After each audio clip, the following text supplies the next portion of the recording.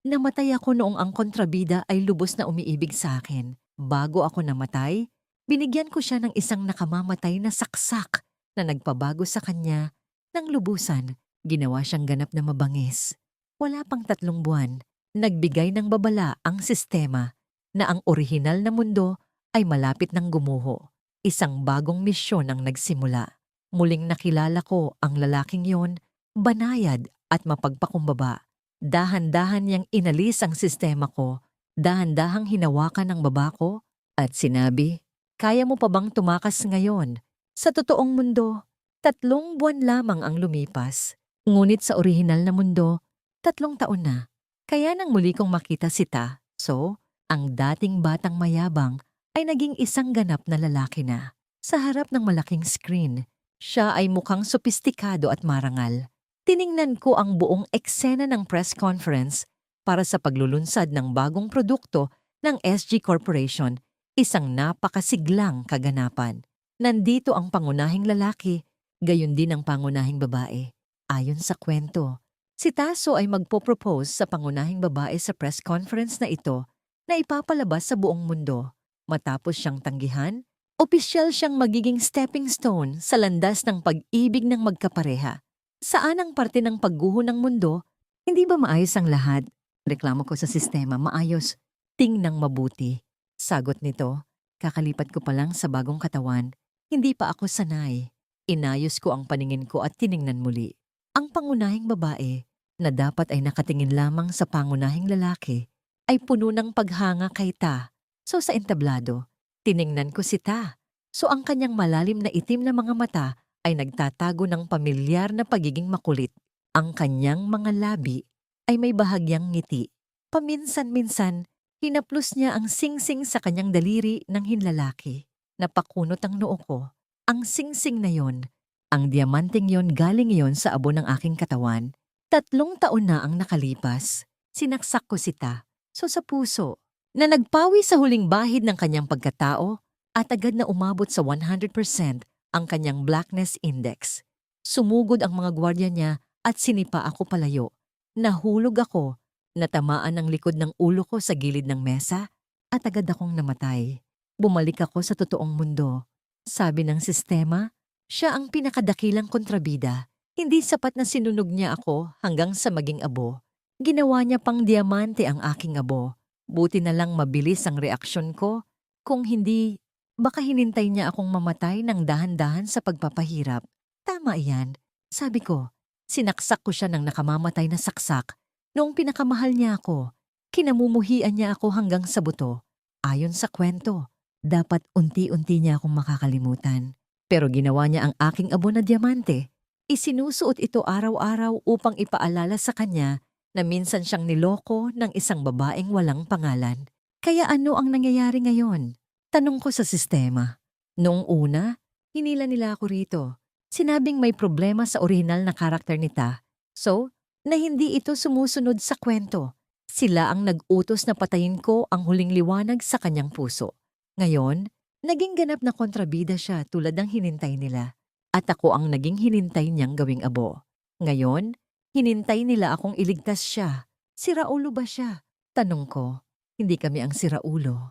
Sigaw ng sistema. Huwag lang tumingin sa singsing ni Taso. Tingnan mo ang kamay niya. Ano pa ang hawak niya? Inilipat ko ang tingin ko. Hawak niya ang isang remote control. Ginagamit ito para ipakita ang bagong produkto. At ano naman, tanong ko, hindi iyon remote control ng screen. Halos sumigaw ang sistema, siraulo siya. Ngayon, narito ang lahat ng mahahalagang tauhan. Sa loob ng 5 minuto, balak niyang pasabugin ang buong bulwagan. Palagi nilang itinago sa akin na matapos kong mamatay, ang blackness index ni Taso ay tumalon sa 200%. Pagkatapos, bawat taon, nadodoble ito. Akala nila, kapag lumitaw ang pangunahing babae, magiging maayos ang lahat. Pero hindi. Sa madaling salita, ikaw lang ang pag-asa natin. 5 minuto hindi, 4 na minuto na lang. Kailangan mong pigilan si Taso. Kung hindi, alam mo na kapag nabigo ang misyon, mamamatay tayong lahat. Napuno ng ingay ang ulo ko. Pasabugin ang buong bulwagan. Kaya ngayon ni Taso, Tien, bilisan mo, mag-isip ng paraan. Hinawakan na niya ang remote. Baka mas maaga niyang pasabugin. Ngumiti siya ngiting nakakakilabot. Tinitigan ko si Ta. So sa entablado, nakasuot siya ng itim na suit. Matangkad, elegante. Ngumiti nga siya, pero walang liwanag sa kanyang mga mata. Parang tinitingnan ang mga tao sa ibaba bilang mga bangkay. Tiyan? 2 minuto na lang. Niluwagan ko ang balikat ko. Wala na akong magagawa. Kahit 2 minuto pa, sa bagong katawang ito, wala na akong koneksyon kay Taso. Kahit bigyan mo pa ako ng 2 oras, hindi ko mababago ang isip niya. Huwag kang mag-alala. Ginamit ko na ang lahat ng puntos ko para sa huling pagkakataon. 1 minuto na lang. Tien, kailangan mong samantalahin ito. Natapos na nita, so ang kanyang talumpati. Yumuko siya ng magalang. Mangyaring maghintay.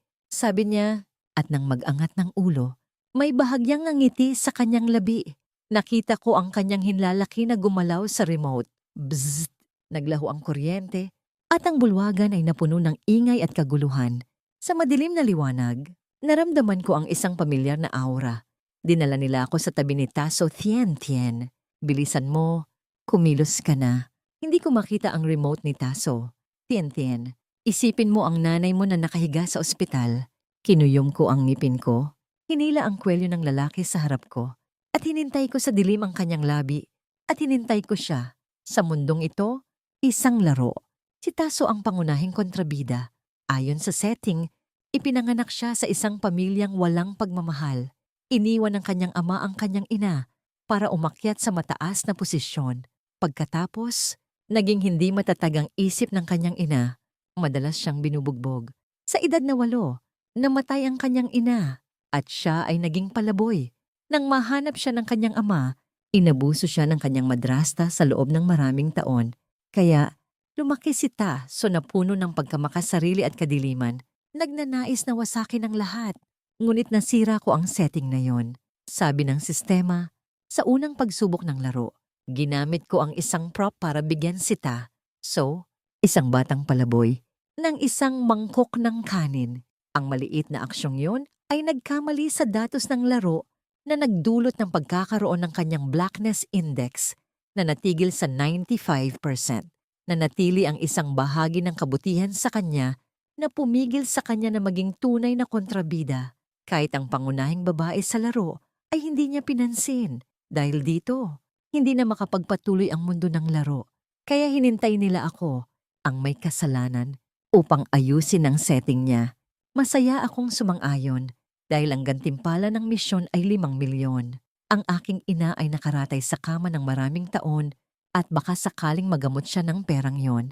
Bukod dito, hindi mahirap ang misyon, kailangan ko lang gawin siyang ganap na mabangis. Sirain ang lahat ng kanyang pinahahalagahan at ang huling liwanag sa kanyang puso. Gamit ang utang na loob mula sa isang mangkok ng kanin, madali ko siyang nalapitan.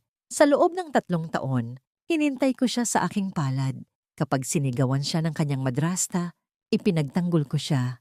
Kapag binugbog siya ng kanyang ama, hinintay ko siya. Unti-unti, nagdasal ako para sa kanyang kapayapaan. Hinintay ko siyang maging masaya. Paulit-ulit kong sinabi sa kanya, kung hindi ka nila gusto, okay lang. Mahal kita. Palagi akong nasa tabi mo. Ang mga mata ng batang Taso ay malinaw at puno ng saya. Nang ang kanyang blackness index ay bumaba sa 1%, alam ko na ang kanyang pag-ibig sa akin ay nakaukit na sa kanyang buto. Ang araw ng pagtatapos ay ang araw ng unang pag-ulan ng niebe. Bumang si Taso na ibinigay sa akin ng isang puting scarf.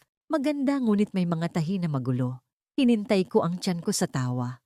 Hindi mo naman siguro hinintay iyan. No, umiling siya. Pero namula ang kanyang tainga. Pagkatapos, paulit-ulit na nagsalita ang sistema sa aking tainga. Peke lahat yan, mga virtual na tauhan lang sila sa isang 2D na mundo. Kichu, magising ka. Tumahimik ka, isusuot ko lang ang scarf. Pero nang lumabas ako muli, naayos na ang lahat.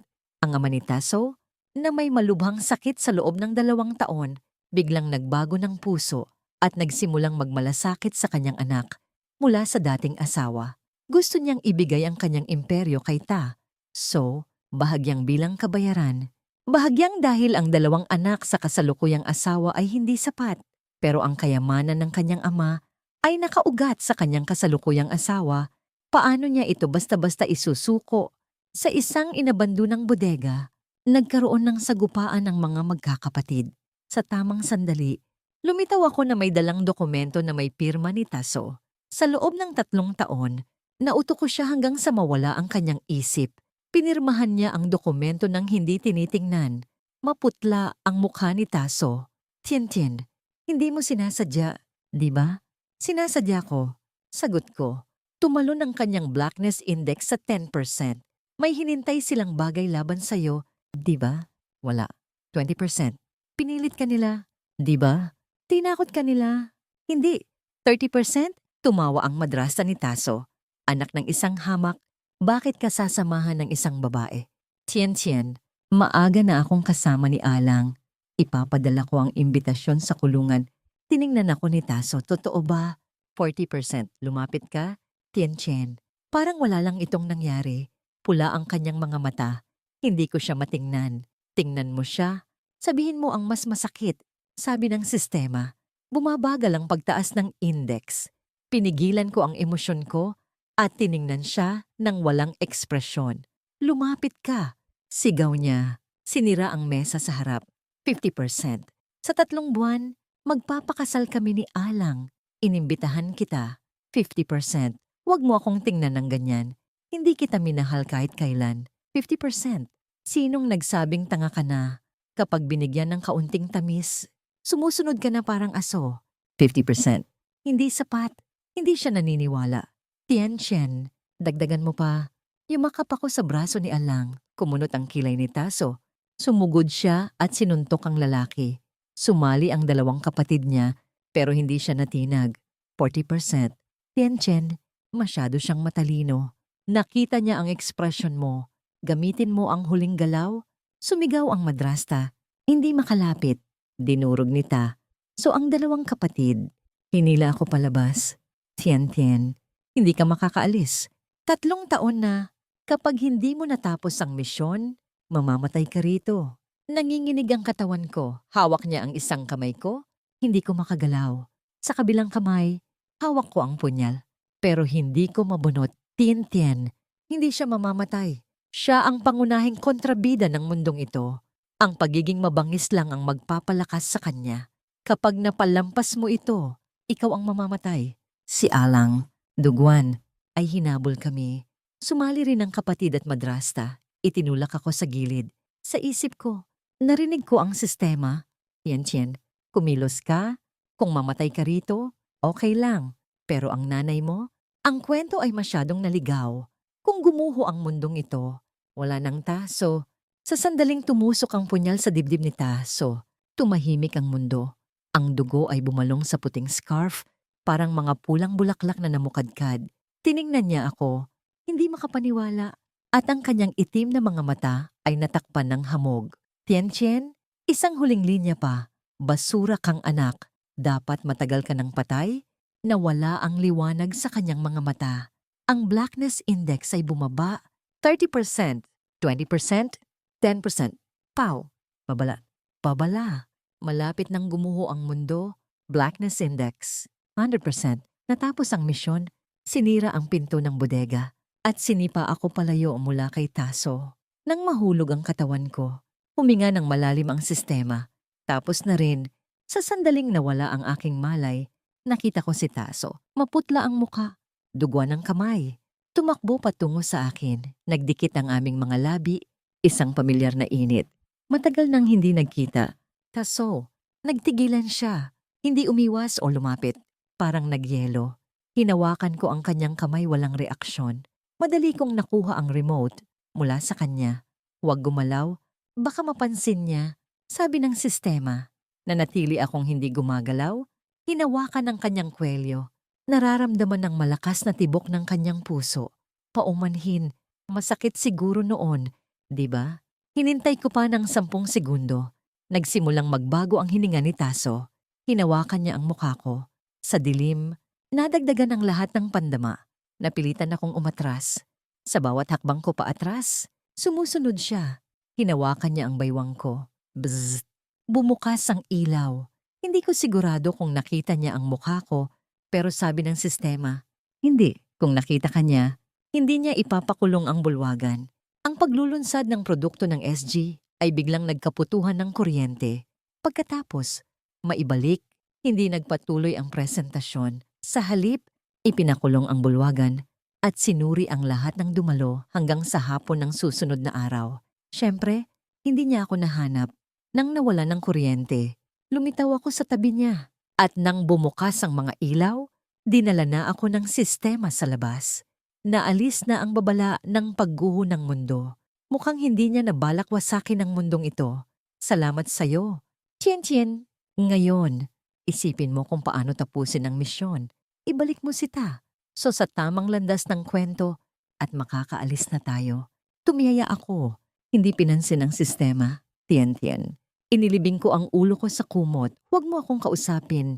Kinusot ko ang tainga ko. Ayoko nang gawin ang misyong ito. Tutulungan mo ba ako? Noong una akong dumating sa mundong ito, mataas ang tingin ko sa sarili ko.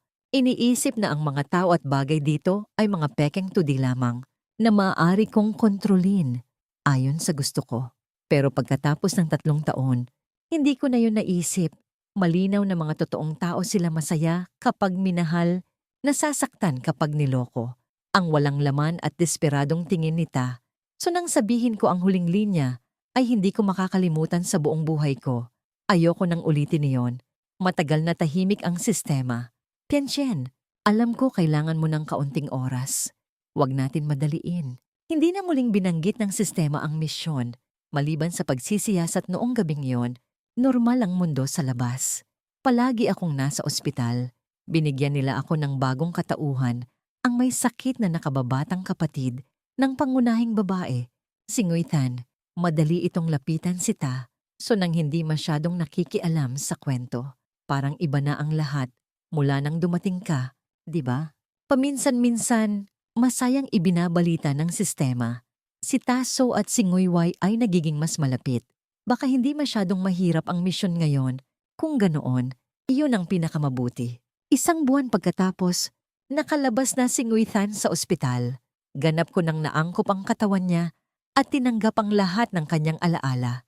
Nag-impake ako ayon sa kanyang gawi. Nagpalit ng damit mula sa uniforme ng ospital at hinintay si Nguy na sunduin ako. Paumanhin, medyo na-late ako dahil may ginawa. Sabi ni Nguy, ang perpektong ate na minamahal ng mga manlalaro. Okay lang, tumayo ako. Kinuha ang aking bag. Biglang may matangkad na anino na humarang sa liwanag. Tan, hayaang ang kaibigan ko ang tumulong sa'yo. Nag-angat ako ng tingin at nakita si Taso. Kumusta? Tan, ngumiti siya. Ang kanyang malalim na itim na mga mata ay parang tinta. Ang dating makulit at matigas na Ta, so ay nagbago na. Dati, hindi niya pinapansin ang mga hindi niya gusto. Kahit isang sulyap ay hindi niya ibinigay. Ang kanyang ngiti ay para lamang sa akin. Pero ngayon, ang kanyang mga salita ay maingat.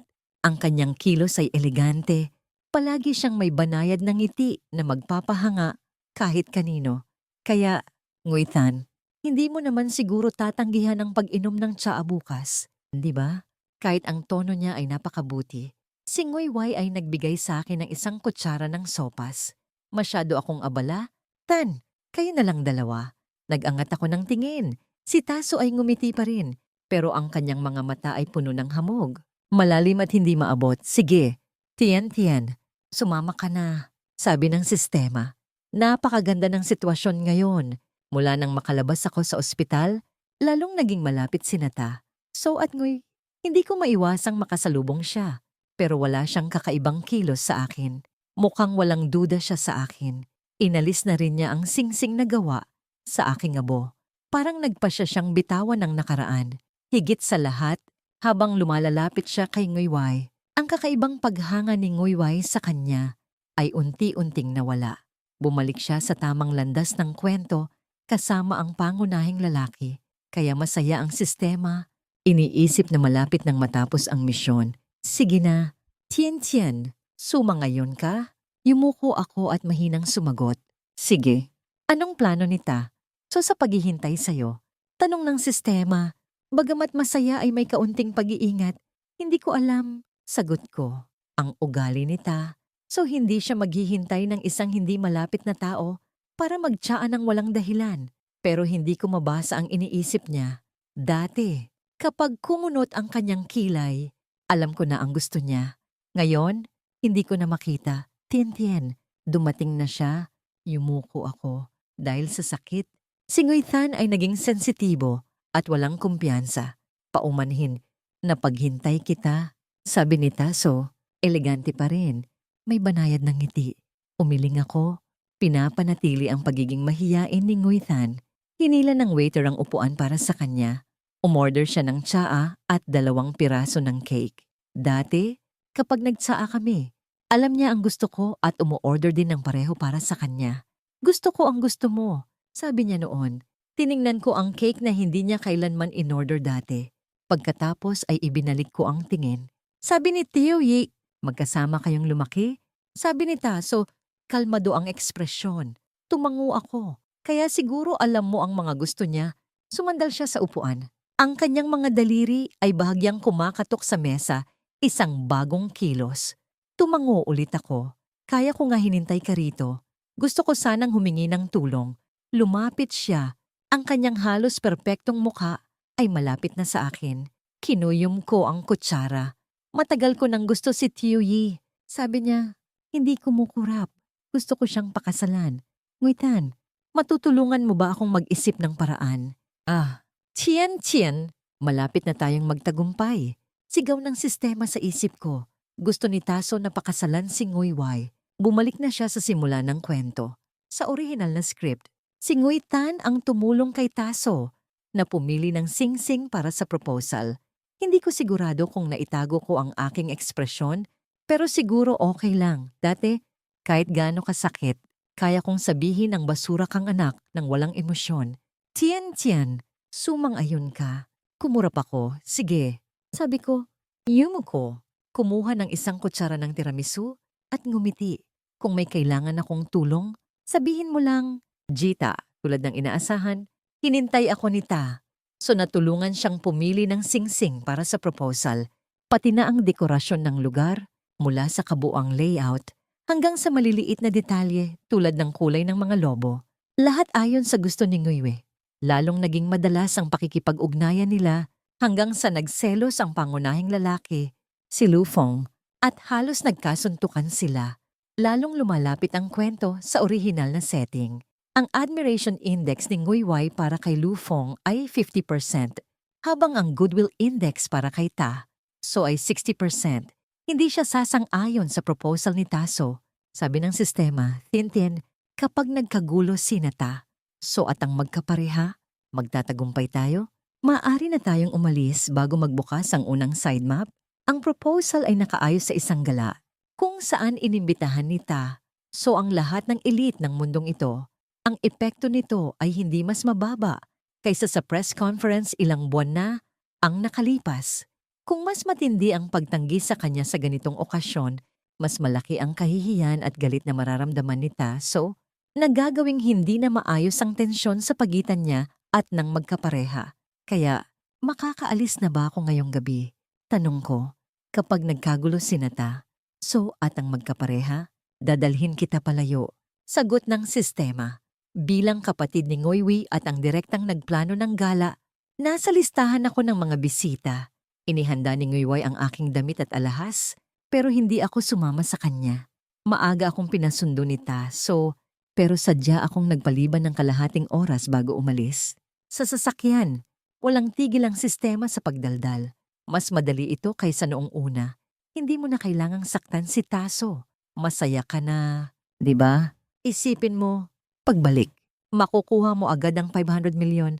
Tumahimik ka. Sino ang nagsabing hindi ako masaya? Mas masaya ako kaysa kanino man. Binibini. Narito na po tayo. Sabi ng driver, binuksan ang pinto. Ang gala ay ginanap sa isang estate sa labas ng lungsod. 2 beses ko nang napuntahan ang lugar na ito, kaya pamilyar ang lahat. Maganda ang dekorasyon sa labas, pero tahimik ang paligid. Dinala ako ng isang waiter. Hindi ba mali ang daan? Tanong ko. Malakas ang hangin ngayon. Kaya binago ang pasukan. Sagot niya, nagduda ako. Pero sinabi ng sistema, okay lang. Maayos ang lahat kamakailan. May sapat akong puntos kung may mangyaring mali. Dadalhin kita palayo agad. Bilisan mo. Tien, malapit na ang proposal. Pumasok ako. Maliwanag ang mga ilaw. May musikang umaalingaw-ngaw. Pagpasok ko, isinara ng waiter ang pinto. Biglang namatay ang mga ilaw at tumigil ang musika. Bumalik ako sa pinto na kalak. Hinintay ko ito ng ilang beses pero walang silbi. Sa dilim, lumitaw ang isang anino. Kahit walang buwan, nakilala ko ang kanyang anyo. Taso. Hindi kailanman naging simple ang mga bagay kay Taso. Dalin mo ako palayo. Tawag ko sa sistema. Pero walang sagot. Lumapit si Taso. Ang tunog ng kanyang sapatos ay malinaw sa sahig. Ano ang ginagawa mo? Dalhin mo ako palayo. Tumawa si Taso. Isang mahinang tawa na puno ng panunuya. Hindi ito makakapasok dito. Sabi niya, Yumko, at hinawakan ng baba ko. Kaya mo pa bang tumakas? Tien. Ikinulong ako ni Taso. Hindi ko alam kung paano niya nalaman ang tungkol sa sistema, pero nagawa niyang putulin ang koneksyon ko rito. Malamang, matagal na niyang inayos ito. Ang mga silid sa bahay ay magkakaugnay at hinintay niya akong manatili lamang sa loob. Kahit siya ay hindi umalis, tinitigan niya ako at nawala ang kanyang dating banayad na anyo. Ang kanyang malamig na tingin ay may bahid ng pamilyar na makulit na ekspresyon. Bakit ka bumalik? Para makipagkita sa akin.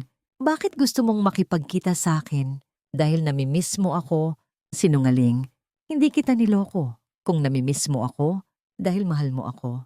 Patunayan mo. Lumapit ako, nagangat ng muka, at sinubukang halikan siya. Iniiwas niya ang muka. Hinawakan ko ang kanyang muka, hinintay ko siya. Itinulak niya ako palayo. Lam Tien, hindi na gumagana iyan. Sabi niya at umalis. Iniwan akong mag-isa. Ang dating Taso ay hindi ganon kahirap. Kapag nagagalit siya, 3 segundo lang yon.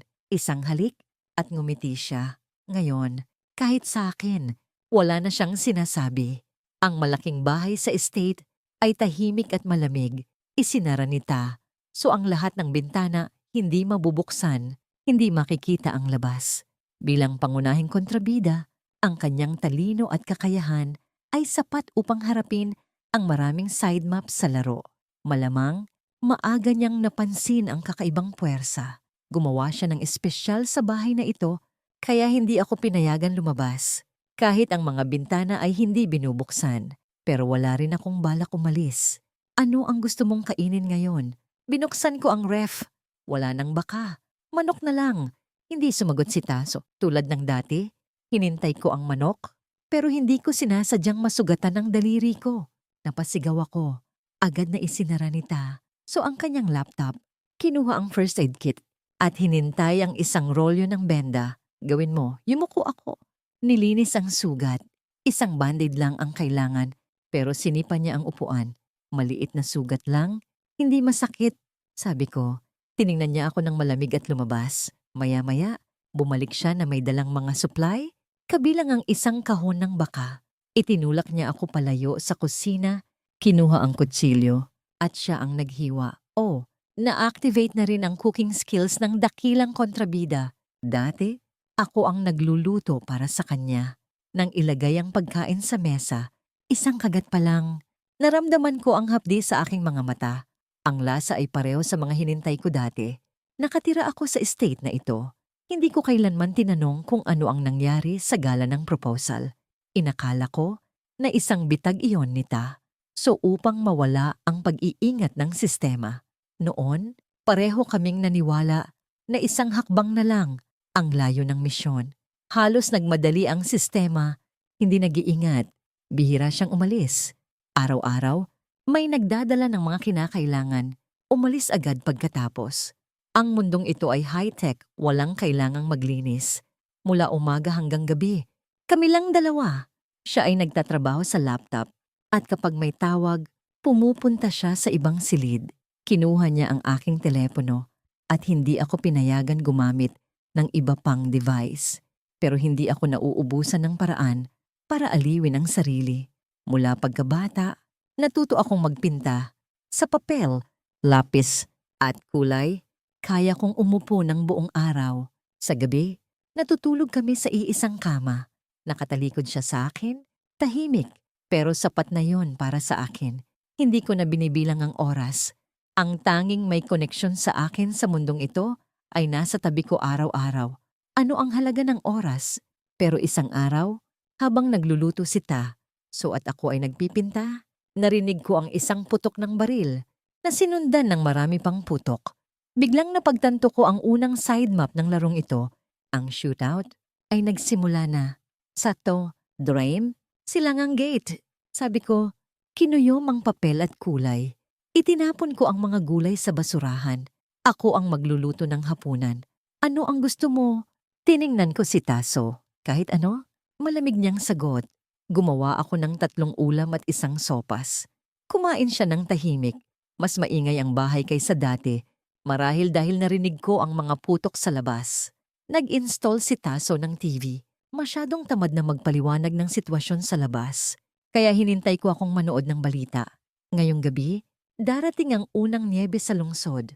Maghanda para sa lamig, sabi ng weather forecast. Tiningnan ni Ta. So ang screen ng saglit, hindi interesado. At nagpatuloy sa pagkain. Gusto mo ng cake? Tanong ko. Hindi kailangan. Inilagay niya ang mga kubyertos at umakyat. Umupo ako sa walang laman na sala. Nagluto pa rin ng isang maliit na batch ng cake at inayos ang aking mga pintura sa mga nakaraang araw. Ang maliit na papel ay mula sa sistema. Ilang araw na ang nakalipas. Sinubukan nitong makipag-ugnayan sa akin. Sinabing may pagkakataon akong makatakas. 2:00 ng madaling araw, natutulog si Taso sa tabi ko, kaya mahirap kahit ang paglabas sa silid. Pero ngayong gabi, hindi siya bumalik sa kwarto. Hindi ako makatulog, may iniisip. Tahimik ang bahay, hindi siya pumasok sa kwarto o lumabas. Nang tumama ang orasan sa 2:00, bumangon ako. Isang maliit na ilaw lamang ang bukas sa baba. Walang bakas ni Taso. Malakas ang hangin sa labas. Kinuha ko ang isang makapal na coat at naglakad patungo sa silangang gate, ang daan na hinintay ko noong unang araw. Sa harap ng malaking pintuan, tiningnan ko ang mabigat na kahoy. Mula noon, hindi ko na sinubukang buksan ito. Lumapit ako, hinila ang trangka. Ang malamig na hangin na may mga butil ng niyebe ay humampas sa akin. Tiyan, sa wakas nakakonekta na rin ako sa'yo. Sabi ng sistema, ikinulong ka ni Taso. Hinintay ni Nguibi ang buong lugar para hanapin ka.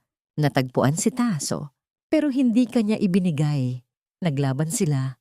Tianchen, ang unang side map ay nagsimula na.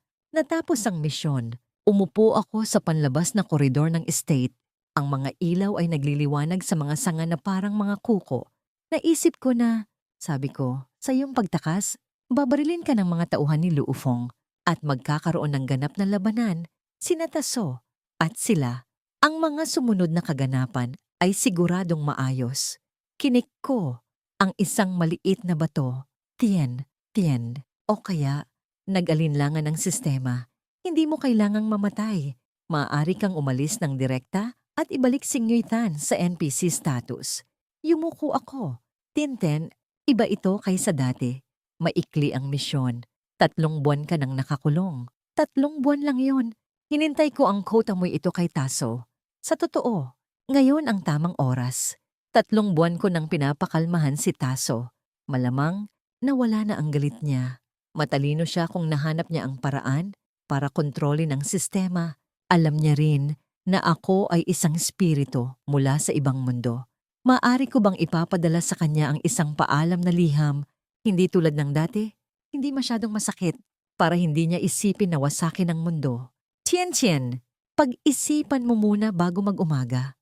Huwag madaliin ang desisyon. Paano mo nalaman na makakalabas ako ngayon nang hindi nahuhuli?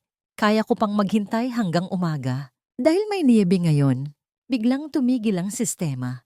Isang bugso ng hangin ang nagdala ng mga unang butil ng niyebe. Isang click ang narinig ko sa aking isip. Isang bagay na biglang nagliwanag.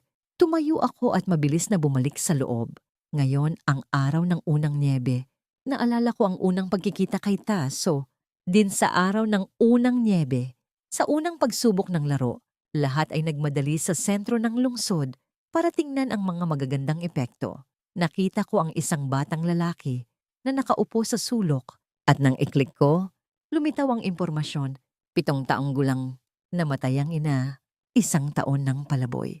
Sa instinct, tiningnan ko ang aking pitaka, walang suporta sa pagsubok para sa pag-recharge. Hinintay ko ang aking mahirap na imbentaryo at kinuha ang isang mangkok ng kanin. Ang araw na sinaksak ko si Ta, so ay din sa araw ng unang niyebe. Nahulog siya, ang dugo ay dumaloy mula sa kanyang dibdib.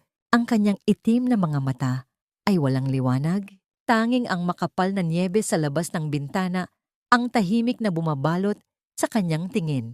Ta. So, tinawag ko siya. Walang sagot ang tahimik na bahay. Ta. So, hinintay ko mula sa baba hanggang sa itaas ang opisina, ang home theater, ang music room, ang mga guest bedroom wala siya. Hindi siya narito. Hindi nakalak ang malaking pinto at nakakonekta pa rin ako sa sistema. Sa oras na ito bawat taon, nasa storage room siya. Bumaba ako sa basement. Walang ilaw sa storage room. Nakaupo si Ta. So sa isang maliit na cabinet, tulad nung una ko siyang nakita, nakaupo sa madilim na sulok.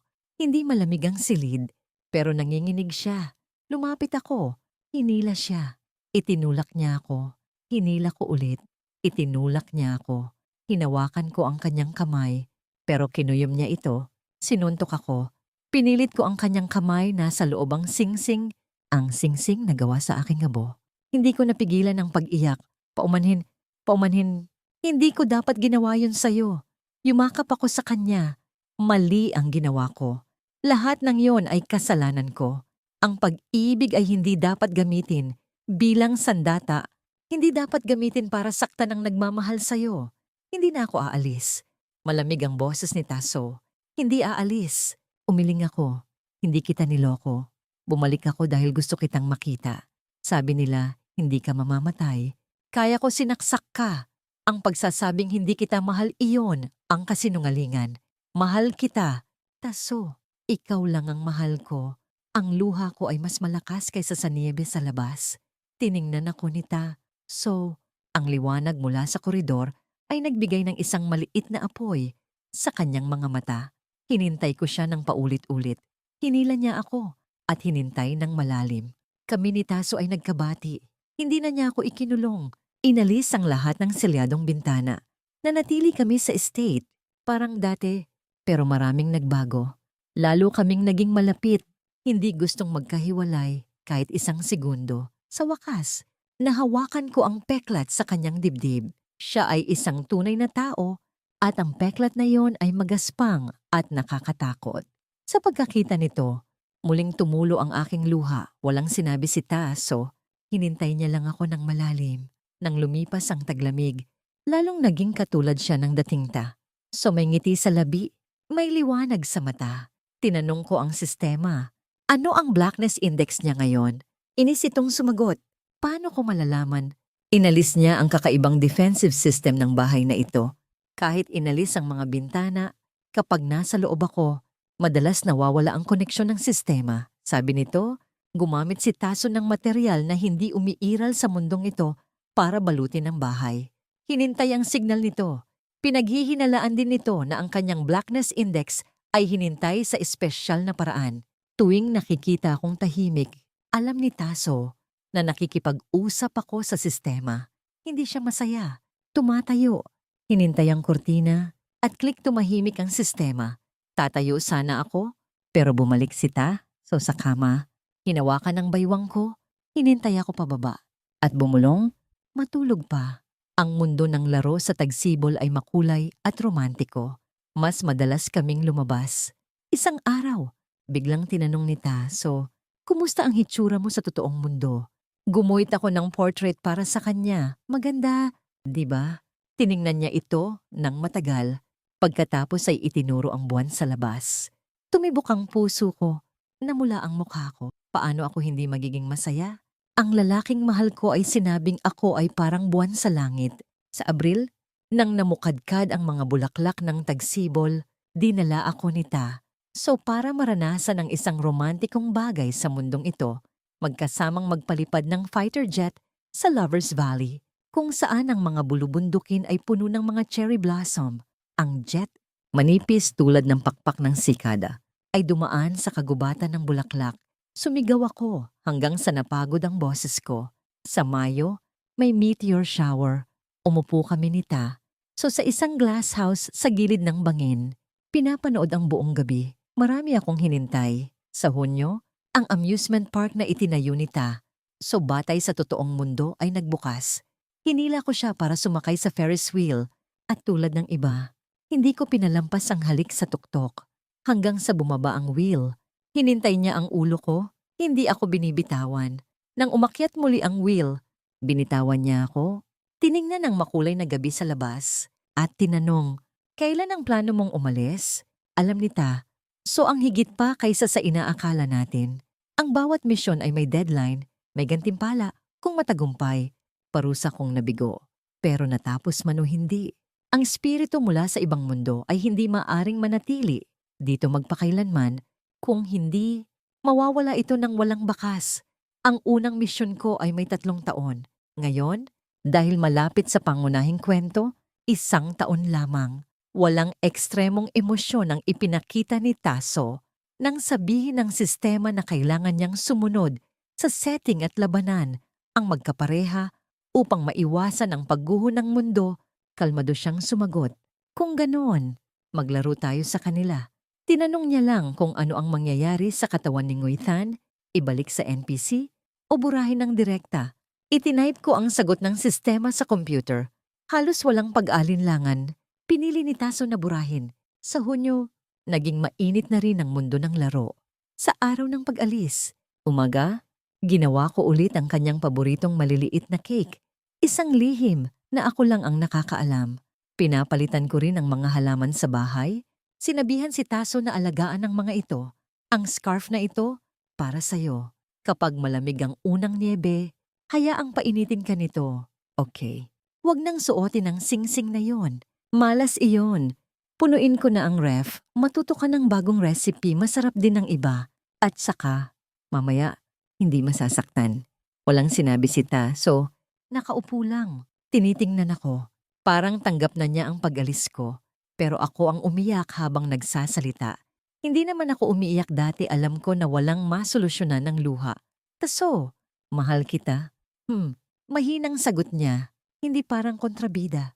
Nang lumiwanag ang araw sa labas, isinulat niya sa aking palad ang 2 salita. "Hintayin mo ako." "Tian, Tian, ano ang iniisip mo?"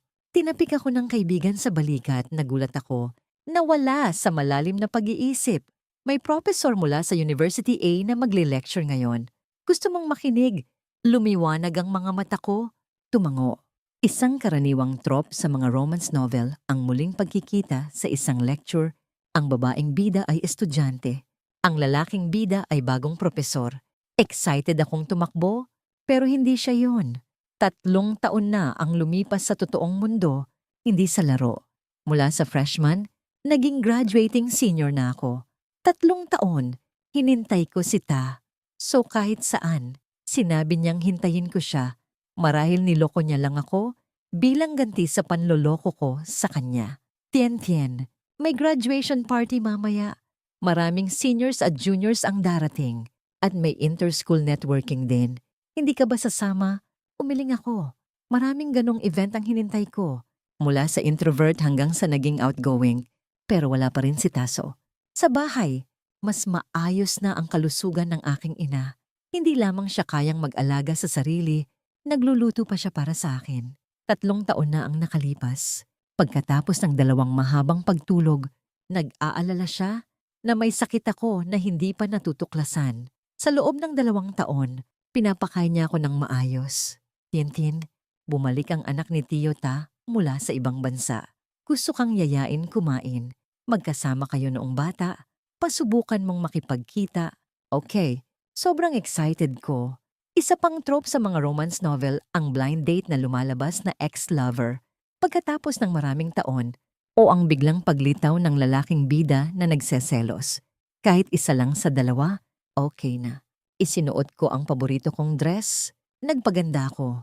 Mula sa malayo, nakita ko ang isang lalaki na lumalapit. Tumibok ang puso ko. Miss Lam, mas maganda ka pa sa totoong buhay kaysa sa larawan. Biglang lumamig ang aking damdamin. Hindi siya yon. Hindi ganoon si Taso. Hindi niya sasabihin ang mga ganoong salita. Tinititigan ka lang niya ng malalim na mga mata at mararamdaman mo na ikaw lang ang mundo niya. Sinungaling. Malaking sinungaling. Hinintay ko ang lahat ng libro sa sahig. Pagkatapos ay maayos na hinintay ko ulit. 3 taon, 5 na buwan, siguro naging matanda ka na. Sino ang gusto pang makasama ka? Hindi ba? Sabi ng malamig na boses ng sistema. Mga animated character, kahit 27 taon, bata pa rin. Nag-angat ako ng tingin. Mali ba ang narinig ko? Malapit nang gumuho ang orihinal na mundo. Misyong muling simulan. Bagong misyon. Pigilan ang kontrabidang naging siraulo na pasabugin ang orihinal na mundo. Umiling ako. 1 taon ng misyon. Kapag nabigo, hindi makakabalik. Kapag nagtagumpay, 1 milyon ang gantimpala. Pinaghihinalaan ko pa rin na mali ang narinig ko. 1 milyon, hindi ba 5 milyon? Sumigaw ang sistema. Pera para sa pag-ibig at nagrereklamo ka pa. Kaminita, so ay nagsimula ng bagong uri ng pag-ibig. Inakala ko na kapag sinabi niyang hintayin ko siya, pupunta siya sa aking mundo. Pero ako pa rin ang bumalik sa mundo ng laro. Hindi ko alam kung paano, pero gamit ang portrait na iginuhit ko, gumawa si Taso ng NPC sa laro na eksaktong katulad ko. 1 taon sa mundo ng laro ay 1 buwan sa totoong mundo. Sinabi ko sa pamilya ko na nakatanggap ako ng trabahong nangangailangan ng malayong paglalakbay. 1 taon sa laro kasama si Taso, 1 buwan sa totoong mundo para magpahinga. Ganito ang cycle, na balanseng-balanse at may magandang sahod. Ang tanging abala ay ang mga side map ng mundo ng laro ay ganap nang na-activate. Minsan, kailangan kong harapin ang 1 kawan ng mga zombie na halos natakot ako hanggang sa tumigil ang puso ko. Pero ang ganitong buhay ay bago at kawili-wili. Paminsan-minsan, ang panonood kay Taso na gumagamit ng kanyang mga galaw ay parang nanonood ng action movie. At hindi naging matanda si Taso. Ang oras sa mundong ito ay parang tumigil mula ng opisyal na magbukas ang mga side map. Ang tanging nadagdagan ay ang bilang ng mga side map. Tatagsibol, dinala ulit ako ni Ta. So para tingnan ng walang katapusang dagat ng mga bulaklak. Natuto siya ng maraming bagong kasanayan tulad ng pagpigil sa sistema. Pagkatapos ay bumulong sa tainga ko. Mahal din kita. Epilogue mula sa sistema. Ako si Jingjing, ang pinakakawawang sistema sa high-dimensional na mundo. Ang lahat ay nagsimula sa larong hinintay ko. Ang larong ito ay dinisenyo para sa mga high-dimensional na espiritu upang maranasan ang buhay, pero aksidenteng dinala ko ito sa 3D na mundo. At aksidenteng, sa madaling salita, ang kontrabidang pinakamahalaga at pinakamahal ko sa laro ay nagising. Mas masahol pa, natuklasan ko ito nang ikinulong niya si Lam Tien at naputol ang koneksyon ko sa kanya. Ang kanyang paglapit kay Nguiwi ay hindi para sundin ang kwento, kundi para suhulan ng mga manlalaro. Nang ilunsad ang aking laro, dahil sa magandang disenyo at makatotohanang karanasan, nakakuha ito ng maraming atensyon. Pero hindi nagpatuloy ang pangunahing kwento at hindi na-activate ang mga side map. Walang gustong maglaro pa. Maya-maya, nalaman ko na ang laro ay nanatiling sikat dahil alam ng lahat na may isang nagising na kontrabida. Inakala nila na bahagi ito ng aking disenyo kaya nagbigay sila ng impormasyon kay Taso. Salamat. Sabi ko, tinanong ko si Ta, so kung kailan niya napansin na kakaiba ang mundong ito, hindi siya nag-angat ng ulo, nilalaro lang ang singsing na gawa sa abo. Sabi ng doktor, ang pagkabangga ni Lam Tien ay hindi nakamamatay, kaya sinadya mo ang pagsabog sa bulwagan? Tanong ko. Ngumiti siya, hulaan mo, kung ganun lang, kaya ko pa. Pero ang mga 3D na espiritu ay hindi maaaring manatili sa 2D na mundo ng matagal. Pagkatapos umalis si Lam Tien, tahimik si Taso ng mahabang panahon ang aking laro dahil sa isang malakas at nagising na kontrabida ay nagdulot ng kompetisyon sa mga manlalaro. Kumita ako ng malaki sa maikling panahon at halos nasira ng mga side map ang record. Pero muli siyang nagloko. Sinuhulan niya ang aking mga tauhan ginamit ang pagpapababa ng kahirapan sa mga mahahalagang antas bilang pein. Hinintay niya ang aking mga tauhan na gumawa ng NPC na eksaktong katulad ni Lam Chen sa 3D na mundo. Sa loob ng 2 araw, nagbigay ng babala ang laro. Ang kontrabida ay naligaw sa setting, malapit ng wasakin ang mundo. Ano ang ibig mong sabihin? Tanong ko sa kanya. Nagkibit balikat siya. Hindi mo ba naiintindihan? Sumabog ako. Imposibleng dalhin ng isang tao mula sa 3D na mundo. Kakain ito ng malaking enerhiya. Itinapon niya ang singsing.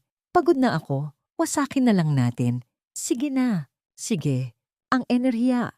Kikita ako ulit at bibili. Mula noon, naging ako ang pinakakawawang sistema. Sien-tien. Takot ka sa ahas. Ang side map na ito ay masyadong mahaba. Bakit naman?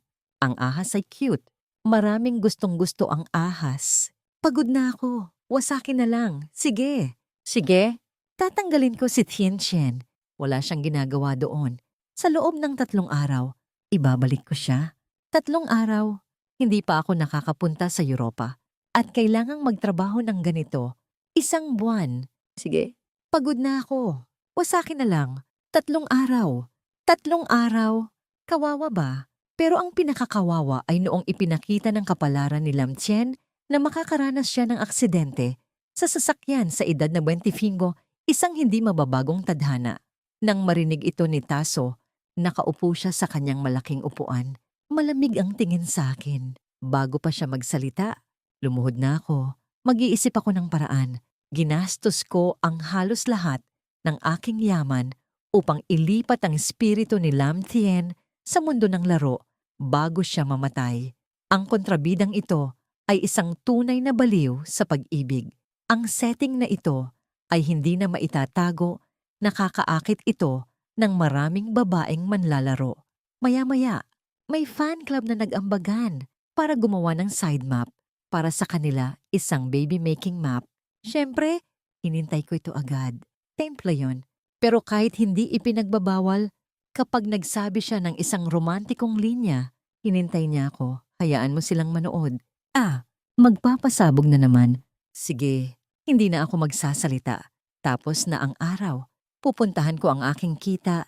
Bibilangin kung magkano ang kinita ko sa aking kahihiyan fee ngayon. Napakasarap.